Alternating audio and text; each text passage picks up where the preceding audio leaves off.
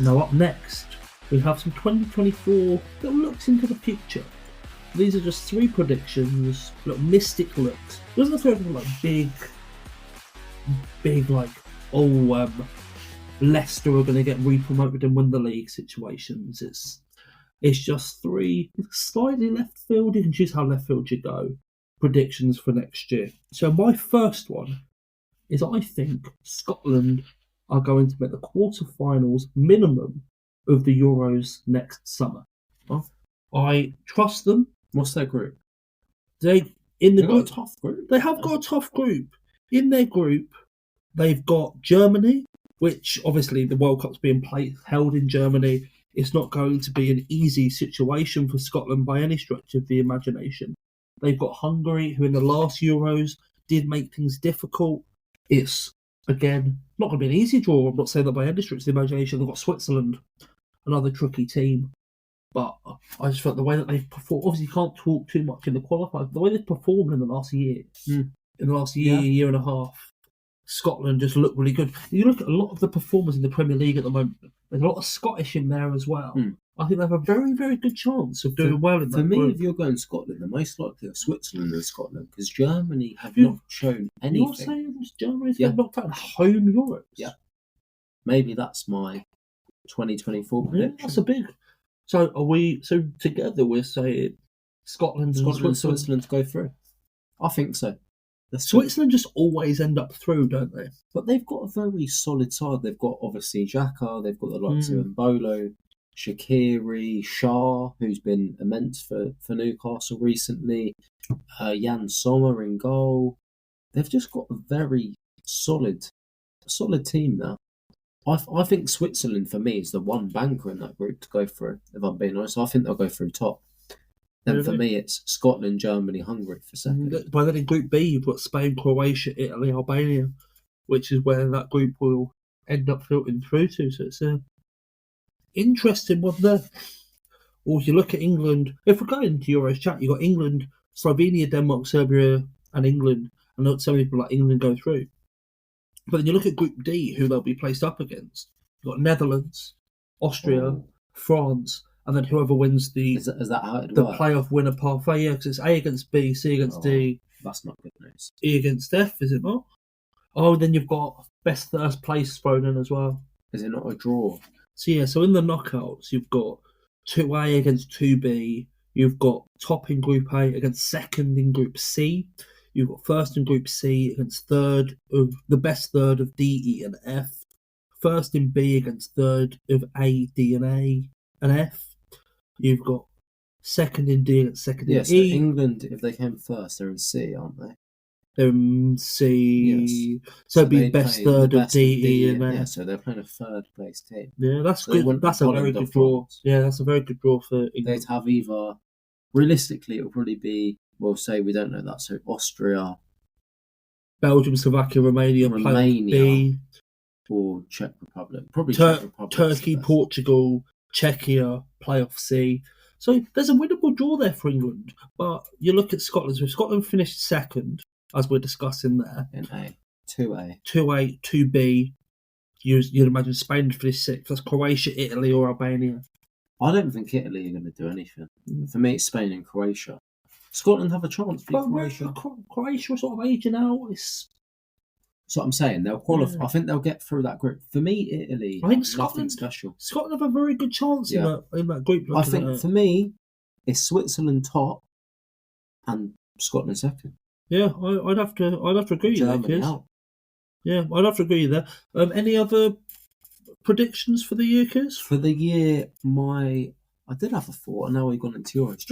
It's Peter. Well, I'll let you have a think. My next one is I don't think Aston Villa are going to finish in the top 4. That's joking. I think they're going to finish 5th. Okay.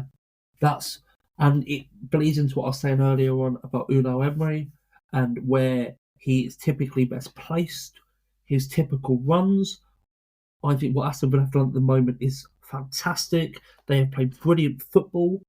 I just don't think they're going to last. I think they're going to finish in what may in the moment feel an upsetting 5th. But when you look big picture, it's going to be a very successful 5th if you look at it in the correct way. that tied into my prediction. Ollie Watkins in the next 2 years will end up in the Championship. Whoa. Yeah. So you think that if he was in a club that got relegated, he wouldn't get a transfer to another club? I just think that will become his level. Really? I do. With Tony, Why is that? I don't know what it is. With Tony, when I look at him, I know he's not played for a few months, but he's got all the attributes of a striker that's going to go to a top club and do well.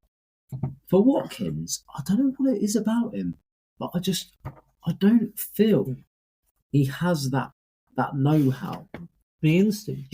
Championship might be harsh. Yeah. He's not got the striker's instinct. He's got a bit of pace, but I feel like as that perhaps starts to decline, he loses that element. Do you think the pace is the only thing that's keeping him in and amongst the conversation for top strikers, though? I think it is. For me, he's not a top striker. He's in a very good...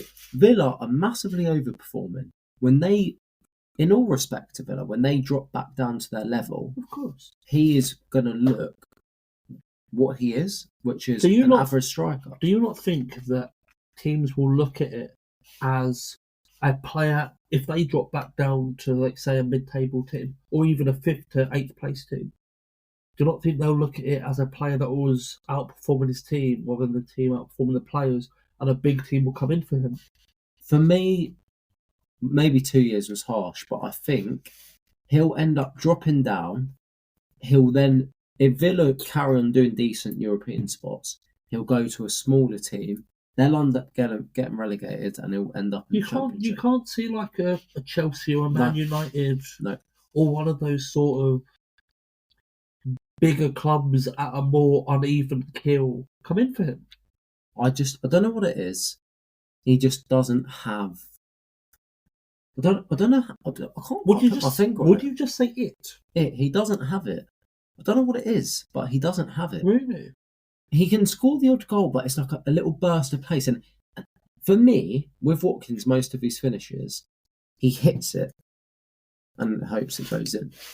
He doesn't have that composure of a you feel like big striker. Maybe I'm harsh. Maybe lucky is the wrong term, but you feel like it's more luck and positioning and, as you say, speed rather than any form of accuracy. I think it's part of it. What you're painting? I think part of it is Villa's so good at the moment. They've got Bailey, they've got Diaby, they've got Jacob Ramsey. Before they were good, when they were going through I say before they were good, but even before they were this good, last season he had a very good season after Emery came in as well. I know. I just think he's a confidence player. Yeah.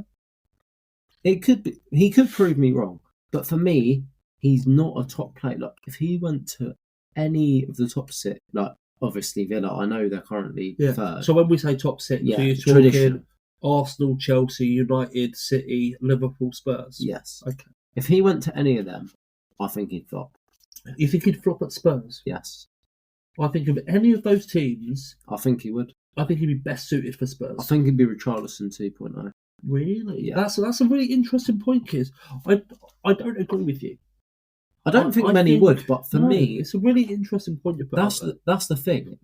It's also the problem is there's not a lot of logic to back it up because his numbers suggest it's wrong. On a very minor point, if you're saying 2 years, that's not a 2024 prediction. True. But so that's my. Where do you think Ollie Watkins will be this time next year to make it 20? Okay, so Villa will probably end up 6th. Okay, so you're going lower than me. Yeah, I'm going 6th to finish the year. Then they'll slowly. Who do you have above Villa? For me, it goes. Obviously, City. I'm going to go City top, just because. Even though I'm going against my start of season predictions. Well, we're saying above Villa. You know what? I'll stick to my start of season predictions. Arsenal, Liverpool, City. Yeah. So we're not in the same position. We're saying above Villa. Yeah. So it doesn't have to be in order. Arsenal, Liverpool, City. Above Villa, I've got Spurs. So Spurs your 4th place. I know we weren't doing position. I think they were, yeah. On that. Yeah. Spurs, Newcastle, Villa. Okay. Is my top 6. I've got Spurs, obviously, and City. I've got Spurs and City above them myself. Yeah. and I've got them finishing 5th in my head. But Newcastle 6th. Newcastle maybe 6th. I'm quite adamant on Arsenal, Liverpool far away 1st and 2nd, City a distant 3rd. Other than that, I've not got any concrete. At the minute, I'm thinking Spurs will end up shaking to 4th, but I'm not wed to that. I think they will. It's going to be an interesting one there. But my last 2024 prediction is I think by the end of 2024, City will get a larger, and I don't even go as far as to say much larger, points deduction and punishment than Everton did. Really? By the end of 2024, I reckon City will get a minimum of a 15-point deduction. But that position of power they're in, are they a bit untouchable? No, the only position of power they're in is paying lawyers to kick it down the road. And I think this Everton situation has to be a warning sign to Man City. I think this Everton situation, they will not get away with letting Man City off 115 situations against financial fair play when they punished Everton for one. They won't get away with that. Their position would be untenable if they let Man City get away with it. So I think that's my biggest reason. I think they're really going to make a show of Man City myself. I hope so. Oh, so do I. So that's my pick there, Kears, on my final prediction. Have you got any more predictions? My last thought was Chelsea will bounce back and come 7th. This current season? Yes, this season. Not a massive bounce back, but... Well, where they are now. Yeah. I think they'll come 7th. I can just see... We've spoken a lot about how much time they give Pochettino. I think they give him a bit of trust. Perhaps, I know they've spent ridiculous money, but perhaps one more signing. Well, to be fair, my main thoughts is Nkunku coming back to fitness. He's a very good player. Instantly, he elevates that team massively. And I think maybe with the money they have, they invest in one more signing, whether that's perhaps a centre-back. For me, there would be a centre-back and probably a goalkeeper. And for me, they come 7th. But it's a big jump. But I think they've got elements there of a good team, and they can kick on. They've got elements in there, but they're not consistent enough. They're not consistent, but I feel like one signing like a player coming back can bring a belief in a team. And you feel Nkunku will be that player? I think he will. For me, when they signed him, that was a massive signing. And obviously, they've been unfortunate with his injury.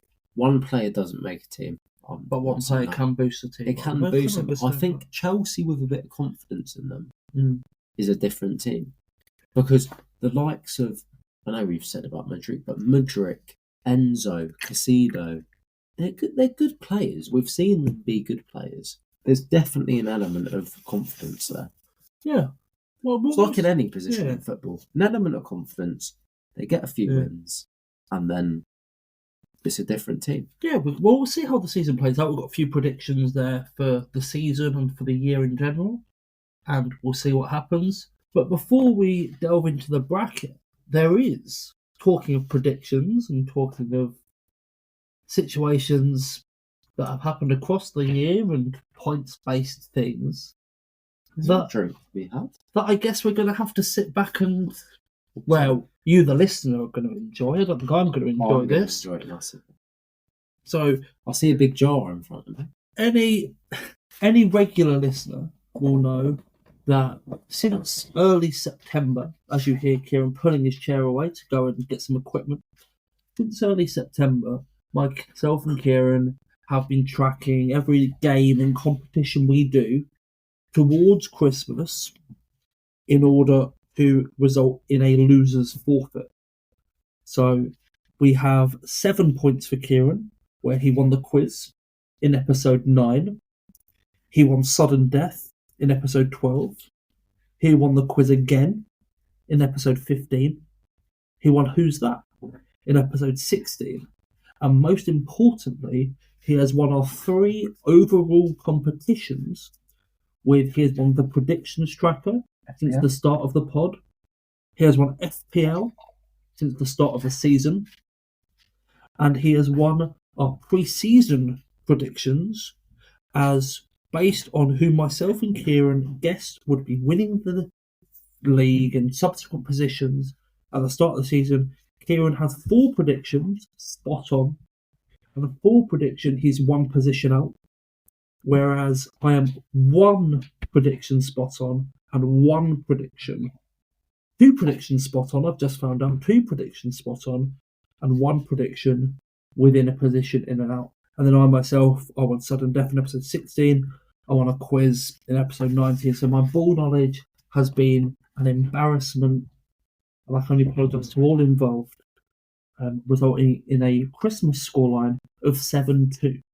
It's not great. So and the punishment, I should say before I complete that sentence, the punishment is that Kieran gets to draw up a cocktail of different measures for me to consume on this here Christmas pod. And once I've drunk that cocktail, we reset, and the next forfeit, I believe, is the end of the season, Kieran. Yes. Is that correct? It is, and just to talk through what you've got in front of you now. Please do, Kiss. I've actually not gone too harsh. Part of the back of my mind, obviously we've mentioned we're off to the darts tomorrow. I don't want the man next to me to be a dead man walking. I've got the tickets on my phone. He does, and I still need to get that app downloaded. So I've gone a little bit of Baileys, and when I say a little bit, it is Christmas. A couple slugs, a cap full of vodka, as you do, and a glug of Staropramen, which is a lager. And when he says a glug and when he says a slug, there's a fair amount in it. There's a decent amount. And he's also not putting any ice as well. I've not. Which, based on Baileys, is fucking vile. It's down in one. Okay, so I'm going to down this drink. Think about what you've done. And then I'm going to clear the scoreboard. So I'm going to hand you over to our commentary team with Kieran Burke and a bottle of Staropramen. Because Connor's downing a drink. And it's pre-recorded. And it's live. Live for me. He's sipping. Oh, it's thick. It looks thick. Oh, I'm tooting and all sorts. Oh, it's thick. It's literally thick. I can see it. Oh, it's curdled. Oh my god. Is it curdled? There's lumps. There's lumps. There's lumps and bumps. You know. It's lump. Oh, it's not even finished. Oh, you've got to get the remaining lumps. He's got lumps on his moustache. Oh my god. Lick those lumps. My lumps. My lumps. Merry my lovely Christmas, everyone. That's actually making me feel sick looking at it. Oh. If we can get a background on the pod this week, that lumpy fucking... Oh, mate, I can feel the lumps in my moustache. That's vile. Well, we have now reset the scoreboard, and it is all roads now to the end of the season. If Arsenal win the league, we won't be seen. Might add. What's that? If Arsenal win the league, we won't be seen. Oh, we'll be gone. We'll be in the parade. That podcast will last for like 4 months of us drinking. Christ almighty. So we're now on the road to the end of the season with a little bit of redemption. So the only thing that does not reset is the FPL. So that will now continue. But whoever's top based on the start of the season will still be top. Excuse me. I was trying to run back up my throat there. It's lumpy. It's not ideal. And to finish off this Christmas pod, we're going to do our final bracket of the year. Oh my god, 1 second. Oh no, I thought I was going to burp, but then instead I felt... Don't throw up. Yeah, no, we're good. The biggest moments players. So these are players that when you hear their name, you hear 1 or maybe 2 or 3 specific moments. So as an example, Messi and Ronaldo don't count because they have such a sheer volume of moments that I wouldn't say one specific moment comes to mind. Yeah. Pele as well. So many moments. Pele. There was another player who I very seriously haven't mentioned there that I feel like one moment does come to mind, which is one of those rare situations where a player who's so good, there's one that supersedes the rest. Henry, so many moments come with Henry. He's not allowed as well. But there are some players that there are 2 or 3 moments, or even there's one moment that supersedes the rest of their footballing career, that when you hear their name, or when you hear of like a goal type, a game type, whatever, he's immediately, or she, in one of my choices, is immediately the person that comes to mind. So that's what we're going with here. And what we're doing a little bit differently here is myself and Kieran are going to discuss and share our situations, and then we're going to drill down to 8, and then we're going to get into the bracket. So I've got a lot of people here, Kiers. Yeah. So we'll just discuss, and I think there's only one person we can start on, and that's Maradona. Yeah. Because we mentioned Messi before, Ronaldo and Pele and all of these other phenomenal players, but I don't think any of them has a moment that touches the hand of God. Like when you talk to, especially a British person, I won't just say an English person, say a British person, about Maradona, I think there's 2 things they'll say. They'll say when he was high as an absolute kite and he screamed down the camera, or they'll say hand of God. And I like to say hand of God. I think when you're a player like that, that speaks exactly to the situation that we're saying. I think Maradona is definitely someone that walks in there. The next one I've got is Paolo Di Canio, who there's 2 big ones for Paolo Di Canio. There's any time he shoved a ref over, or there's an infamous time where he held the ball up for the player that was down injured. I think they're when you say Paolo Di Canio, sort of scissor kick as well. Scissor kick as well, I guess, but I think that West Ham goal, that's that still iconic moment. That still leaps you under 5, so yeah, or it leaps you under 3, or 3 and under. These are all situations that I think they're things that people say Paolo Di Canio. You won't get overwhelmed with situations about Paolo Di Canio, so he's a moments-based player. And the third one I've got before I hand over to Kieran, and we'll go back and forth a bit more, is Alessia Russo and the back heel against Sweden in the Euros in 2022. I think anyone that knows a single iota about women's football in England and potentially Britain would say about the back heel, if you say, you wouldn't just say Alessia Russo, you say, name me a massive moment in women's football, and they'd give you that back heel, because it was such an infamous moment, and it was such a ridiculous goal to pull off. So they're my opening 3. Here's.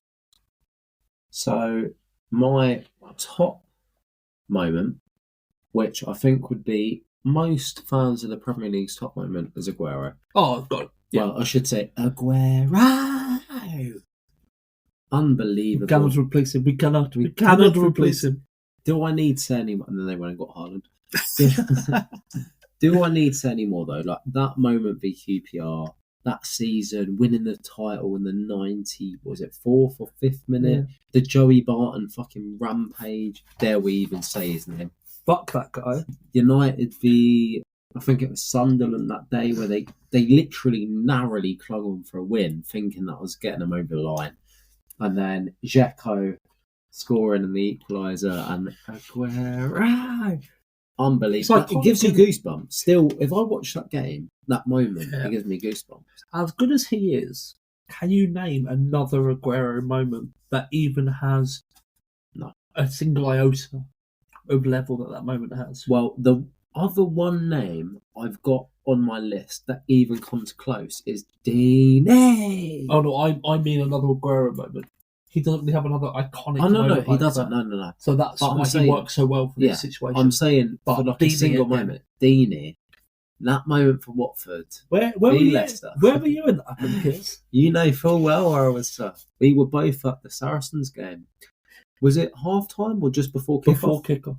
Just before kickoff, and obviously Saracens, Watford-based team, big rugby club. Actually based in Mill Hill. No, like a lot of the Saracens fan base are Watford fans. So they're just based in Mill Hill. Yeah, it's just a point. It's just close. So it's just factually accurate. Yeah, it's local knowledge. So we were in the, I don't know how to describe it, but where the inside concourse, the inside concourse where the bar area is, they had screens kind of scattered around in the inside concourse, and they had the Watford game on. They were playing Leicester in the Championship semi-final of the playoffs at the time, and Leicester had just got a penalty to go through. I think it was Anthony Knockaert taking it, and he stepped up. Almunia saves twice. He saved. Next thing you know, they're countering down the pitch. Headed back, Deeney runs onto the ball and twats it in. Pure euphoria, bedlam, and yeah, Watford going mad. It was Zola falls over. Zola falls over. Me and Con were watching in the concourse of the Saracens. Dumbfounded. Because we have no real care, do we? I said Almunia was saving it. Yeah, because what happened with that? So we went to a Saracens game, but a Premiership semi-final game against Northampton. Northampton then won that game. Me and Keys went with my dad, and we saw the game, and we saw the penalty. The penalty was saved. We started to walk further on, and there was another TV a couple of steps down. Like TVs that segmented along. Well, the TV the next segment down, and you could see Watford on the counter attack. So we stopped again. And then that all happened, and they scored. Like, oh my god, what the hell has just happened? I mean, you had some friends at the game, didn't you, kids? I did. It was one of those proper. And the funny thing is, Watford lost in the Championship final. But that pure moment, that's the thing. It's not quite on the Aguero level because that sealed the Premier League. Yeah. Obviously, with the Deeney moment, it was unbelievable. But then that got them to the Championship final of the playoffs, which they then lost. But I think if they went on to win that, it would possibly be up in that realms. But obviously, the Premier League, it's the pinnacle of English football. Yeah, I think so. We say Maradona definitely through. We say Aguero definitely through. Deeney's on the byline. Di Canio, Russo, they're on the edge as well. Any other shouts for you? I've got a lot, to be fair. I've got a long list. Give me your top shouts.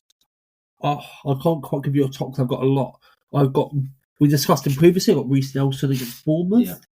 I think similar to what you said about Deeney, maybe the fact that it didn't result in a win pushes it out. Zidane headbutt. You obviously got Zidane in the Champions League final as well before. That was an amazing goal. Yeah. They're probably the two things. I actually think Zidane's headbutt would be more said than the Champions League winner. His managerial career, because 3 Champions Leagues. But for me, because when I think of Zidane more recently, it's Real Madrid manager. I guess it depends the age. I think when you speak to someone over the age of 20, they would. I feel like more like if you say, name me a Zidane moment. Still the headbutt. They would say the headbutt. Yeah. Under 20, they'd maybe lean towards some sort of managerial career or something they've heard of. For me, I'm 24. It's still the headbutt, but it's like you still have that recency bias we spoke about before. It's the Champions League successes. Yeah. It's still up there. So maybe that perhaps he ended his career on that headbutt. I think it's so infamous. It is something up there. So we've gone from Zidane, and then I'll say a few more of mine, kids, and if you want to throw yours in as well, I've got Keown. Nice. The penalty reaction after Ruud van Nistelrooy's miss. I think that's a massive one, regardless of what he's done for Arsenal. That's the thing. That's that's the re-existing thing. Is they can be phenomenal players, and then more often than not, in this situation, they were. There's just one situation more than anything else that when you say someone this player's name, give me something that happened. This is what they'll bring up with, or one of a couple of things they'll bring up with. So I've also done Ibrahimovic, and the specific situation I've picked is the overhead against England. I was going to say that was. He's one of those players that. Do you think there's too many?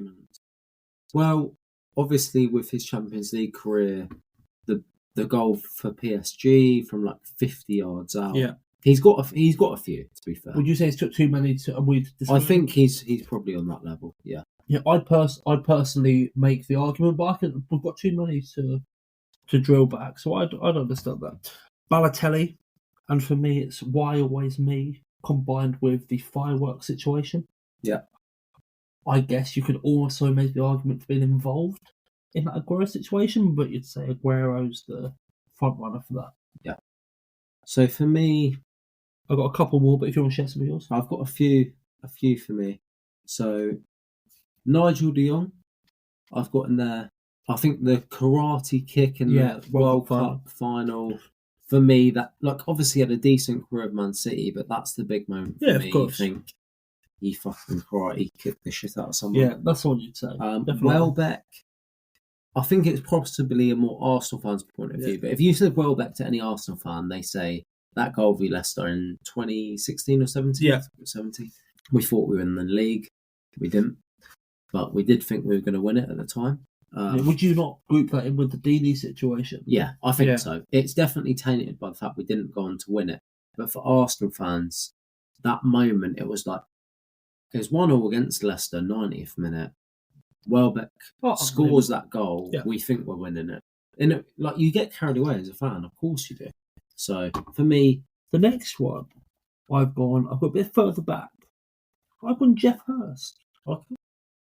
World Cup. I think when you say Jeff Hurst, there is only one thing you think of, and that's the World Cup goal. Yeah. I don't think there's anything else you think of with Jeff Hurst. And do you know what?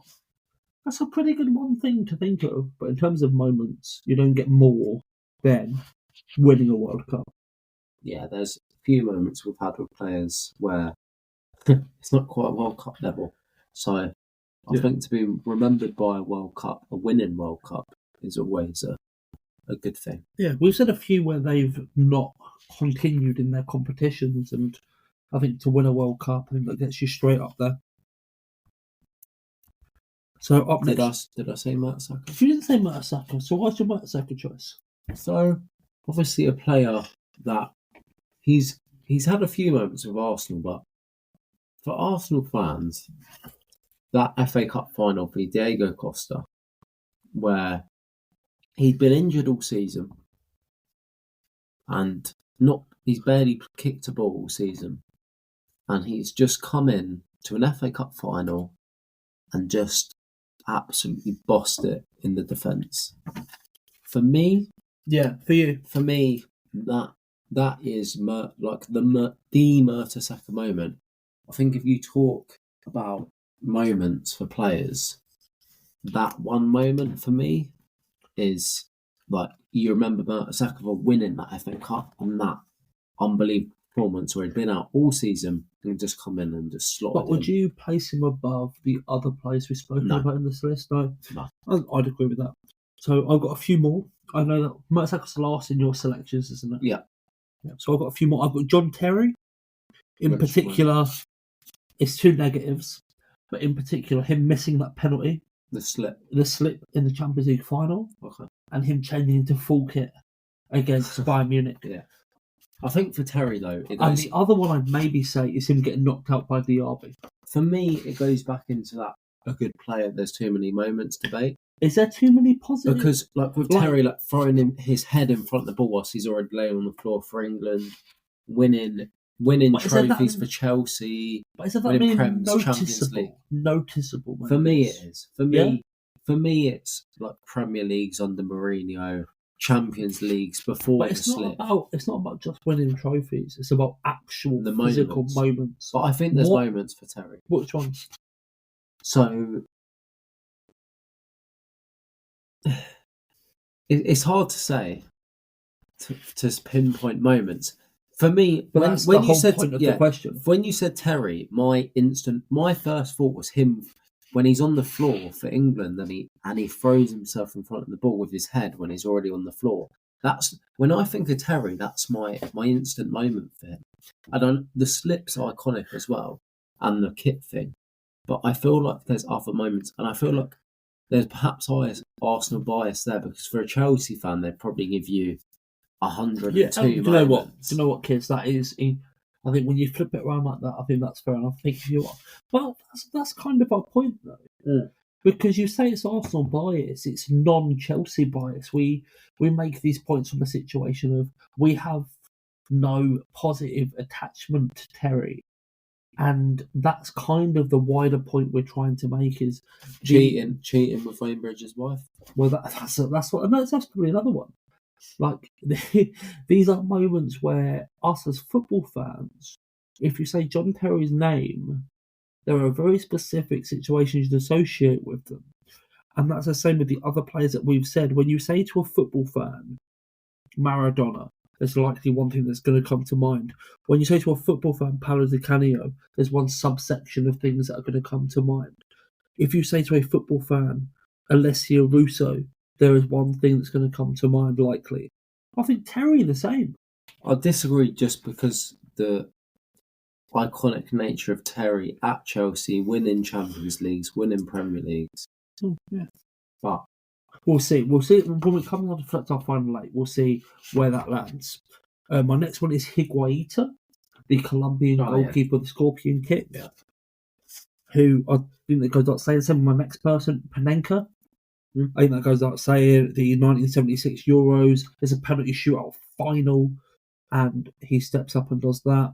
Wiltord, the winner against United in 2002. I feel like it's one of those things. When you have a commentary clip associated with your name, Thomas is another phenomenal shout. Gerrard, there's two that for me, it's the West Ham FA Cup final. The two that I had down was the FA Cup final and the slip against Chelsea. But then again, it feeds into that. Is there more for you with Gerrard? Because I don't necessarily think that the comeback against Milan is a team one rather than a Gerrard one. Because you could say the job was involved. But there's moments in that Champions League that he obviously scored a goal in that game. Yeah, there's moments where you think that feeds into Gerrard and just general Prem goals where he's cracked one in from 30 yards. Well, that's incredibly fair enough. So the four I've got definite down. I've got Maradona, Aguero, De Jong, and Hurst. We've got four more to choose, Kiz. I'll say we choose two each. Okay. So who are your two? So who have we got down? So we've got Maradona, Aguero, De Jong, and Hurst. Which the options from what we've said, that leaves Gerrard, Wiltord, Panenka, Higuaita, John Terry, Balotelli, Ibrahimovic, Keown, Zidane, Nelson, Russo, Di Canio, Mertesacker, Deeney, Welbeck. Those are the choices that are left. If you want to choose two, and I'll choose two as well. So Maradona, Aguero, De Jong, and Hurst are the four that are chosen. Four is quite a weird one because despite all the infamous moments out of that massive bunch, Deeney jumps out at me. Okay. And when we had a bit more of a detailed discussion about it, the fact they didn't quite get it over the line, but that as a stat, we're talking about standalone moments here. Talking goosebumps, hairs on the back of the neck standing up. A moment of iconicness in football. I feel like the Deeney moment is one of them. And when you've got a moment that there's more than one iconic commentary moment as well, because you've got the Soccer Saturday one as well, I think that helps. My pick then is Russo. So we've got one more pick each, Kiz. This is a close one because there's a lot of, I think you can easily say Zidane here. You can easily say Keown here. You can easily say Higuaita here. Panenka, Wiltord, Giroud. You can make an argument towards Ibrahimovic. You can make an argument towards Di Canio. I think you can even make an argument towards Mertesacker if you're that way inclined. There's a lot of really close calls here. So where are we going to land? For me, it's Zidane. Yeah, I can't argue that. That's such an iconic moment in football. The thing is, the only thing taken away from it is Zidane was such an iconic player.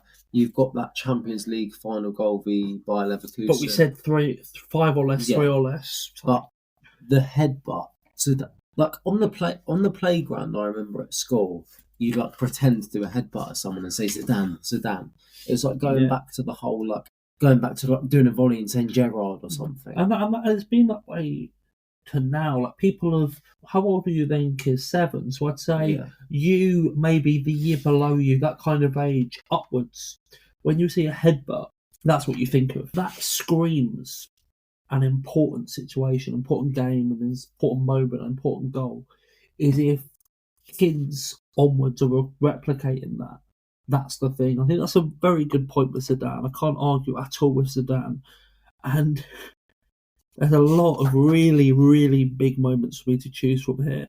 And I think I have to land on Panenka. Or like when you see someone do a penalty like that, when you have a moment named after you, that adds such credence to your argument. And I think for Panenka, every time you see a chipped penalty, you say his name. I think that's your argument in a nutshell. Yeah, good choice. So the way we're laid out here, Kiers, and if you want to change the bracket... Just do it in order. We'll just do it in order. Fantastic. I'm fully on board with that. So the first... Oh, fuck it now. The first round is Maradona against Aguero. The Argentinian Bandits. Aguero! It's an Argentinian. It's an Argentinian tango, if you will. It's very tough, but for me, Aguero is the moment where you say a player, that's the moment for me. Aguero. If you're looking at commentary, yes, but the hand of God is such an enshrined moment. The Premier League started in 1992. If you look at a Premier League moment, it is the most famous Premier League moment. Football lasts a lot longer than that. Yeah, the but World Maradona's was what? It was about 86. half hour before. It was not that late in the game because he scored the year. You know what I'm saying? And the minute he of the also game. Scored one of the greatest. I know. If you're going to broaden that's what I'm saying. That's the moment. But we're talking about the moment of the hand of God against Aguero scoring the 96th minute to seal a league title. But it doesn't matter about the minute, because any time you mention anyone about... No, but it's a moment. But it is a moment, because you say Maradona, who, lest we forget, one of the most famous footballers of all time, yet the most famous moment of his career is the hand of God. Like, when you're a player with that level of moments, that skill, and yet the thing you're remembered for is that speaks a lot more. And the sniff as well, though. Well, the other one would be him looking dead set into the camera during the Italian 90, as you say, on the sniff. But God bless, many a sniff moments from Maradona. But aside from that, like, I think Maradona, that World Cup, when you score a goal of the quality of that second Maradona goal and it's brushed to the side for a moment, I think you're making your argument for me. Like, because if you say, oh, we scored that goal, but in that same game we did the hand of God. Like, any time anything happens involving a handball that isn't spotted, what do they say? I don't know. You tell me. You tell me, kids. If anything happens in terms of a handball in a sport, not just football, but if it's a hand over the head in sport, what do they say? Well, it should have been spotted. No. What do they say? Don't take the piss here, kids. What do they say? I don't know, you tell me. They say hand of God. Every time. It's hand of God. That's what they say every time. And but he is a fat packet, man. Rest in peace, sweet prince. As much as you say Aguero is probably the most famous moment in Premier League football. Yeah. Hand of God, I would argue, is the most famous moment in football, full stop. Yeah. To be fair, I'll give you Maradona. I'll give you Maradona. There we go. God bless. Okay, the next argument, and I think we're going to be on similar sides of the fence here, is Nigel de Jong with his Kung Fu kick in the final against Jeff Hurst with his goal. It's Hurst. What did I say? No, I'm saying for me it's Hurst. I'm saying the argument's over. Yeah. It goes back to being on the winning. No. Jeff Hurst. It's Hurst. Being on the winning side of history makes a difference, but yeah, for Hurst, if you say to anybody that wasn't alive or knowledgeable during the era of Jeff Hurst, they're going to say the World Cup goal. Yeah. I think it's... Yeah, that's quite an easy one for me. Yeah. An iconic moment in World Cup history. Well, this top for the wrong reason. This top 8 is it's an iconic. All 8 of them, every pick that we've chosen, are iconic moments. But these are just the best of the best. Yeah. We've got to put opinions on whether they're good or not to the side. These are the best of the best.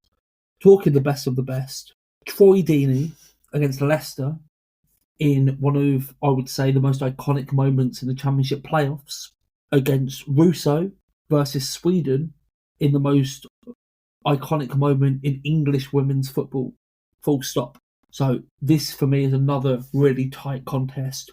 Two elite goals, two incredibly infamous goals. Yeah. What way are you leaning, Kez? It's tough. It's a tough one. The only thing, for me, I'm swinging towards Deeney purely because it's a 4-0. The England game, it's a 4-0, unbelievable goal. Russo goal, sorry. And, the Russo goal. But it's in a 4-0 win. The Deeney, talking a single moment, the Deeney goal, it was all on Deeney. And it's that moment. So yeah, for me, it's two really tight goals, two infamous moments in football, in championship football, in women's football. Two goals that if you're any fans of those respective genres of sport, anyone that knows about Winsford, I said it before, they'll say Russo. Anyone that knows about championship football, they'll probably lean towards Deeney. Two incredible goals. As we said before in the last round, these aren't goals to be sniffed at. These are incredible situations, incredible moments. So it's tough. It's really tough. But Keys, which way you're leaning? It is tough, as you say. For me, because the Russo goal comes in a 4-0, it does kind of taint it slightly. Like the Deeney, we're talking about standalone moments. Obviously, England winning that Euros is a massive, massive moment. And the Russo goal is one of the highlights of that. But the Deeney goal is a moment. Yeah. You said about Deeney being a championship moment. For me, it's in the top 4. So for me, I think it's really up there. But that's nothing against Russo because, as you say, that European Championships for the England women's team as a whole, unbelievable. And Russo's a big moment in that. But when you're talking a singular moment in history, that Deeney, I think it goes outside just the championship because when you see, if you are on football Twitter and you see that comes up like on a fairly regular basis and you watch it every time in the commentary, everything about that, I think Russo's been quite unfairly paired against Deeney in this situation because if it was against most others in the slip, I'd go Russo. Yeah. But for me, that Deeney moment is unbelievable. Yeah. So I'd go Deeney myself. I've got to be honest, but that's nothing against Russo. Oh, definitely not like that. That Russo moment, I remember watching it, and it's just one of those things that when you're watching something live and you just know in that moment, I would compare it only with, in terms of English football, I can compare it only with Kane scoring the rebound in the Euro semi-final in terms of moments you remember. And there were obviously further, women's-wise, there were further moments in that tournament that you can look at. But for me, I would equal the Kane penalty rebound with the Russo back heel in terms of iconic moments in football, men's and women's. So, but I can only agree with you in terms of something that's really permeated the atmosphere. A moment. Yeah, a moment. It's got to be Deeney. But I think that's probably our toughest contest. Yeah. Saying that, we've got Zidane, and the moments we're talking about with Zidane are the headbutt against Italy and the goal in the Champions League final. I don't think we need to be more specific than that. Everyone will know. And if you don't, just Google Zidane Champions League final goal and you'll know immediately. And Panenka inventing the Panenka against West Germany in the Euros final. Still used widely. Another close one. For me, it's Zidane. It's close, but for me, it's Zidane. It has to be the Panenka. Do you think? It has to be, because when you don't just have a moment, you invent a genre. Because if someone does a headbutt, they're not doing a Zidane, are they? They're doing a headbutt. If someone chips a penalty on the playground, though, if you pretend for a headbutt, say that's Zidane. That was just afterwards. If you asked your niece, if your niece was interested in football, she's 10 years old, she would not say the same thing, would she? I feel like if she was interested in football, I feel like potentially kids would know, but it's hard to know without having that grasp on. Panenka is a massive thing. They know the Panenka before they knew about Zidane. don't know. As I'm iconic not sure as about that. As I'm not sure iconic about as a that. moment that there was, the Panenka is the Panenka. They may not even know Panenka. But I feel like the chip down the middle not necessarily everyone knows that's a Panenka. They do. They of course know that's a Panenka. I don't know. Here's. Honestly, I don't know. If someone has a chip down the middle, everybody who has any semblance of knowledge in football knows that's a Panenka. I don't know. Like, don't get me wrong, the Zidane headbutt's iconic, but it's not the Zidane. It's not a Zidane headbutt. If someone headbutts someone, it is a Panenka. No matter the game, like whether it be in the first round of the FA Cup or a World Cup final, it's a Panenka. If someone for headbutts means of getting the quarter final, we can go Panenka. But I feel like Zidane headbutt is a very iconic moment. It's iconic. But we'll go Panenka. It's iconic, but the Panenka is a different level of iconic. It's true. Yeah, we can understand that. Like the Cruyff turn. Yeah, exactly. Yeah. Okay, we'll go Panenka. We'll go Panenka. Bloody hell. Right, what's our quarter final looking like? Semi final. I feel like it's a top heavy semi. We've lucky boy. We've got Maradona against Jeff Hurst. This is tough. Oh, that's tough. For me, without looking at English bias, it is Maradona. I think it's got to be Maradona. Yeah. Oh, as we've discussed before, the hand. It's a moment. It's just a moment. It's still spoke about so much. Yeah, I think the Hurst goal is isolated too much towards England. Yeah. But outside of England, that Maradona hand of God is literally infamous. 100%. Everywhere. And the last one is Dini against the Panenka. It's got to be the Panenka. It's got to be. For the reason... But Dini for a moment, but as you say, a moment to literally become a thing where people are still doing it. It's a moment in a lifetime. Yeah. And now the Maradona. This is a top because it's two moments that are infinite in their lifetimes. Like if someone does a handball like that, that's a hand of God. If someone chips a penalty, that's a Panenka. This is a very close one. And maybe one of our closest brackets to date. We've got the final week is. What's your instinct? What's your gut My saying? instinct's Maradona. That is the moment spoke about so much. The hand of God. I completely understand the Panenka. People still do it, but the hand of God is just a different level of fame and infamous moment. So, for me, it has to be Maradona. Yeah, do you know what, kids? I think I have to agree with that. There's a real big history behind the Panenkas we've discussed. It's a big choice, but I think we have to land on Maradona, the biggest moment-based player. And it's funny that we've landed on Maradona based on what Maradona's done in his career, where he's won a World Cup. And that was later on in that same tournament, but he's won a World Cup. But when you look at it, anytime someone handballs in that situation, obviously it's different now with VAR and things, but anytime someone handballs in that situation, he's on a hand of God. It's a hand of insert variation of God here, whether you may change it for newspapers and things, but I think you've got to land on Maradona. So congratulations for the biggest moments of this player. It's Maradona. Kieran, not just thank you for joining me today, thank you for joining me for this entire half a year basic podcast. It's been an absolute pleasure. As I always say, pleasure as always, and that it has been. And thank you everyone that's been listening. We'll be back in the new year. As always, if you've got any comments on what we've discussed in the awards, in the brackets, in anything, it's @SignTheEndPod on Twitter, or just leave a comment on our YouTube videos. Thank you so much for listening.